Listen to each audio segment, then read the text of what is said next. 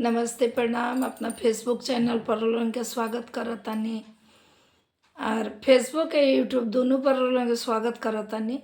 तो यहाँ जे सुनी जा जे घर में अगर प्रोग्राम होता तो उमें के गीत बा आ कैसन लागता, एकरा के नाच गीत भी कह सकल जाता।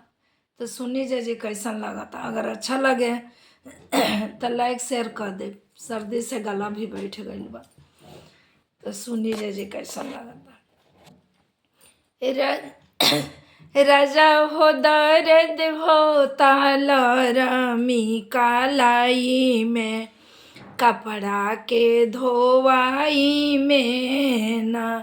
राजा हो दर्द होता लरमी कालाई में, कपड़ा के धोवाई में ना।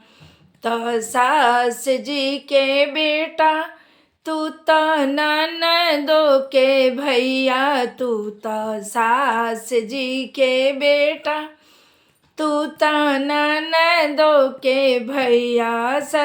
राजा होया लागो दुबई के कमाई में, दर्द होला कलाई में ना। राजा होया लागो दुबई के कमाई में, दर्द होला कलाई में ना।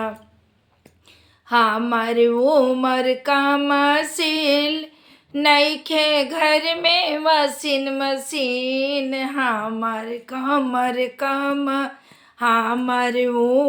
का मसील नइखे घर में वॉशिंग मशीन। राजा हो दर्द होता लरमी कालाई में, कपड़ा के धोवाई में ना। राजा हो दर्द होता लरमी कालाई में, कपड़ा के धोवाई में ना। सुने जा जे कैसन लगता, अच्छा लगे तो शेयर भी जरूर कैल करी। अब बढ़िया बढ़िया कमेंट करके बताएब जा।